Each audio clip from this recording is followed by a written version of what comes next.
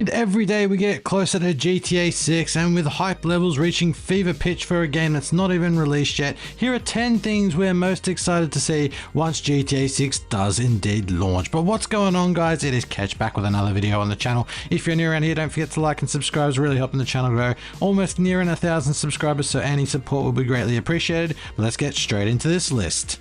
The biggest thing we're going to be excited for in GTA 6 is the fact we are finally changing location after 13 years to Vice City, and we're going to Leonida. Now this is going to be insanely different to GTA Vice City back in the day. The game has been updated completely. The graphics look insane. There's a new Rage engine. We're in a modern day Vice City, which is going to be heavily inspired by Miami, I would think, with a lot of neon nightlife features and insane detail. So it's a massive glow up from GTA Vice City, and that nostalgia trip alone will set a lot of the older players back a few generations, but for a lot of the newer players, this game is going to be unlike anything they've ever played before, and it's a completely new GTA game as well. And the fact that we are back to Vice City is just you know, tugs at the heartstrings for a lot of the old school players. I think it's going to be absolutely insane going back to Vice City, going back to the roots, so to speak, for GTA. And with GTA 6, it's just a whole new thing. We don't really know what to expect with the game. Just from the trailers alone, we know it's going to be amazing, but the fact we get to go back to one of the OG locations of GTA, Rockstar have truly nailed this one.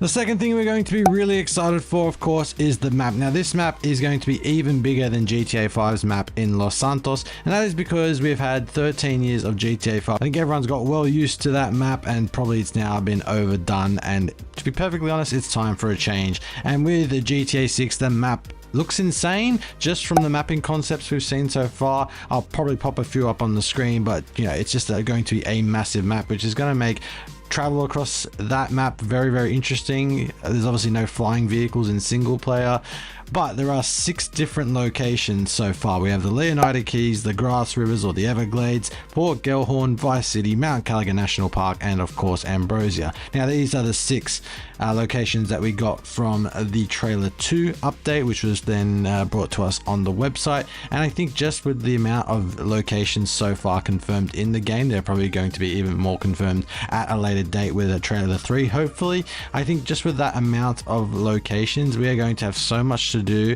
that's going to keep the replayability of GTA 6 very fresh for a very long time. And obviously that might even include possible expansion over time with like a live service style. Like this might be a bit more prevalent in GTA Online, to be perfectly honest, but I wouldn't be surprised if they actually update the single player map live and over time as well. And of course GTA 6 is going to have a lot more enterable interiors. I think it's something like over 700 enterable interiors from memory, if the leaks are to be believed, and that is way more than GTA 5 ever had. I think GTA 5 has maybe 10 enterable locations in single player. It's very limited in that aspect, but obviously being a much bigger map means we have a lot more explorability as well in GTA 6. I think one of the biggest aspects of GTA 6 that people are going to be excited for is the brand new protagonist. We have dual protagonists this time in Jason and Lucia, and Lucia is the first female protagonist in a GTA game ever, so that is already exciting to set the tone. But I think we've had so many years of Michael, Franklin and Trevor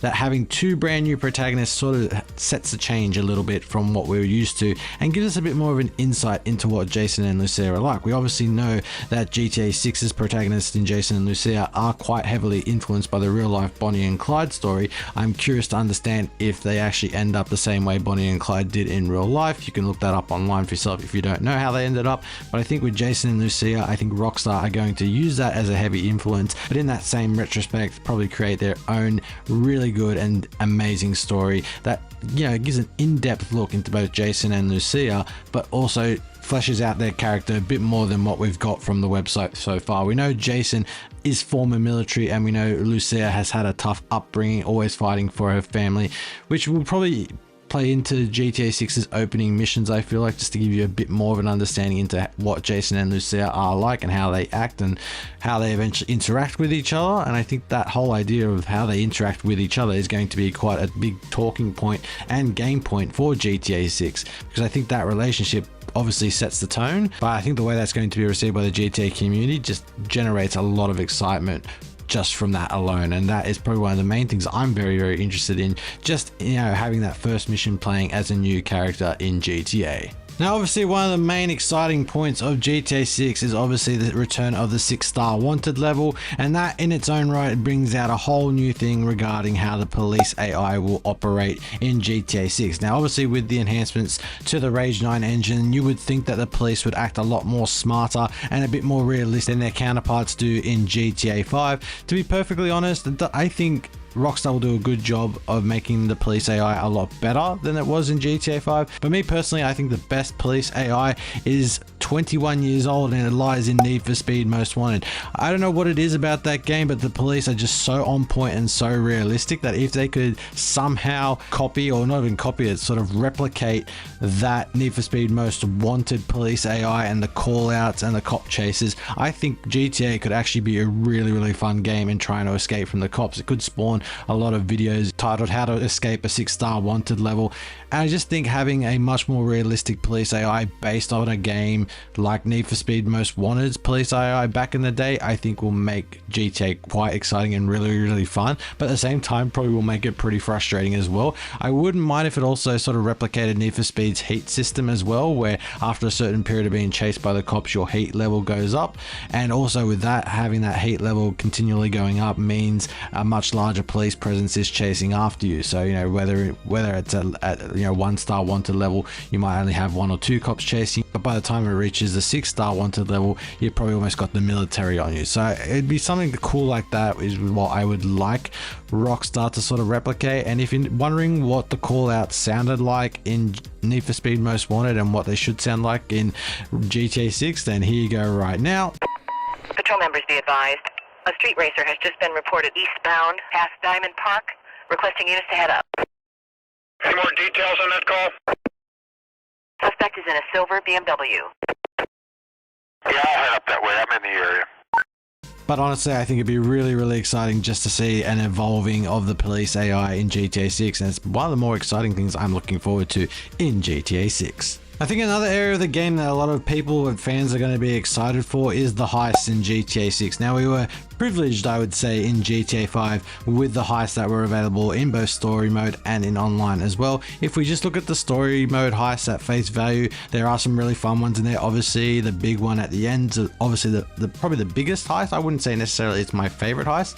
Me personally, I probably prefer the Vangelico heist, the first heist we're introduced with, because that is literally the first heist that GTA and Rockstar have actually done properly in a GTA game. And I think for GTA 6, this is just going to go next level. We are going to have some absolutely insane heists, and with the advancements to the graphics and the Rage 9 engine as well, oh boy, it is going to be off the scale. Like, just the level of planning and detail that I'm hoping Rockstar have included in this game is going to be off the charts, next level detail. And I think the heists are just going to be even better. You know, with Jason's former military background, I wouldn't be surprised if there's a heist on the military base at some point in time. I think that'd be really cool, but also probably something that takes down drug cartels would also be pretty cool as well.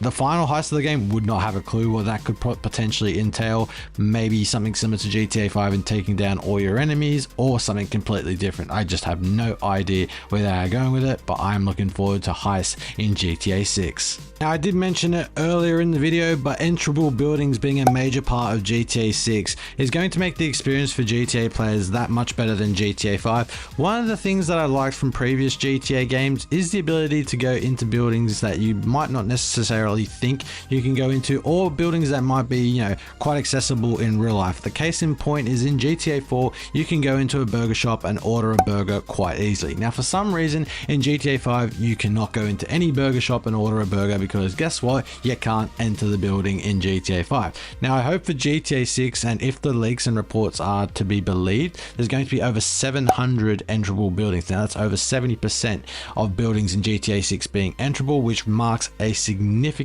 increase from GTA 5. I just hope that these buildings actually have some purpose, and they're not just ones where you go in, check it out for 2 seconds and then walk straight back out without any purpose. Like, I would definitely love just to go into, you know, even say if there was an enterable pharmacy and, you know, have to buy some medication for Jason or Lucia because they've got a sickness or something. Just something that breaks a little bit off the norm. Or even going into a sort of supplements and nutrients place. Now, there are quite a lot of these in real life. A lot of places that sell protein powder, protein shakes, you know, nutrients for like going to to the gym and working out. We do see in trailer 2 Jason working out on a beach, so maybe one of the enterable buildings is of course one of those nutrient shops where you can of course get supplies to bulk Jason up. But we'll guess that remains to be seen. But if there's over 700 enterable buildings, then I would like to think that certain shops like that would be included in the game. Also wouldn't mind seeing stuff like shopping malls being included as well. I think that'll probably take a lot of enterable buildings up as well. But I guess it remains to be seen. The advancements in the Rage 9 engine have allowed Rockstar's development team to experiment with what they can make enterable versus what they don't make enterable. In that regard, we shall have to wait and see to actually see what it does look like, but I'm looking forward to having a lot more enterable buildings and a lot more exploration to do in GTA 6, because I don't think you can really do that much exploration as it pertains to buildings in GTA 5.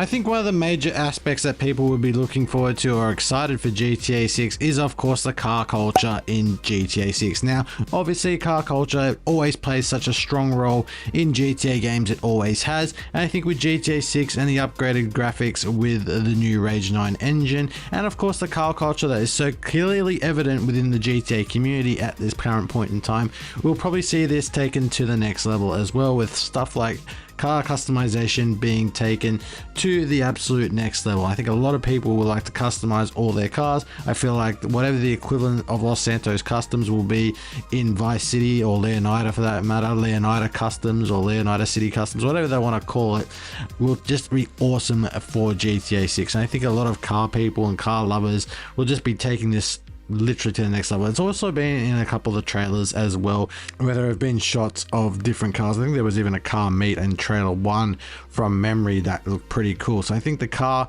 culture is definitely something that we're going to have to look forward to, and something that's going to be very exciting in GTA 6. One of the major beneficiaries of GTA 6 is obviously the Rage 9 engine, and what comes with the Rage 9 engine is the fact that weather in GTA 6 will be definitely updated, and to be fair, it's going to be dynamic as well. Now I know in GTA 5 the weather is definitely somewhat dynamic, where you have different and changing seasons throughout GTA, and even Rockstar put in the snow when it's around Christmas time in GTA Online. But I feel like with the advancements and improvements to the Rage 9 engine, the whole dynamic weather will be a lot more. So with the improvements to the Rage 9 engine, the dynamic weather will just look that much more realistic, and stuff like hurricanes and floods in the evolving map as well will look even more realistic. And I think the other thing as well, stuff like the Everglades has a lot of very humid and tropical weather as well. So I think see a lot of like missions that take part in the Everglades section of the map that might potentially be quite stinking hot. I mean, I know we can't feel it, but it'll probably look like that on the screen,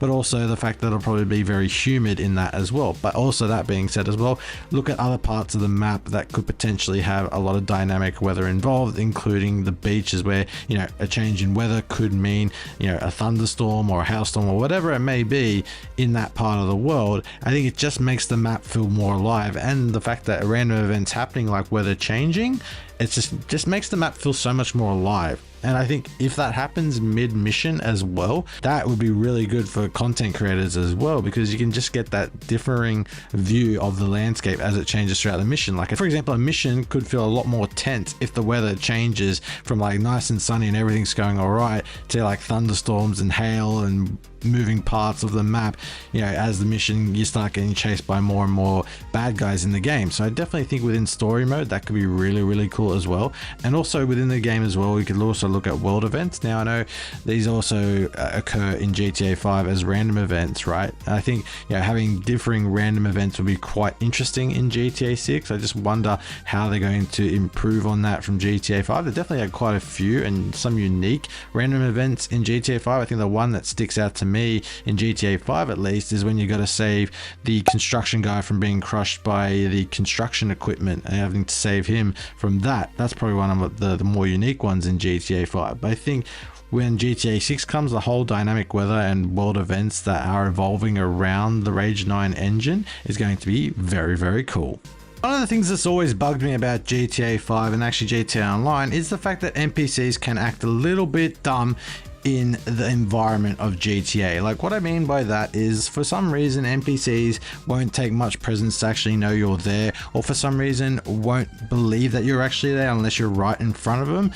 So I think with GTA 6 we need to have NPCs that are a bit more realistic to presence and also realistic to what's going on around them. And I also hope they fix the NPCs in cars, because I've got numerous memories of GTA with cars just randomly turning at any point in time because their NPCs are programmed to do that. It's just ridiculous. Why program NPCs like that? That's what I hope for GTA 6. The NPCs are programmed a lot better, and obviously with the advancements in AI, even though Rockstar have said there ain't going to be that much AI within the GTA 6, I think in terms of programming the NPCs, they need to take into account what a real life person would do in a similar situation and then apply that same AI technology to NPCs in GTA 6, which I think will make for a much more enjoyable experience when dealing with NPCs in GTA 6.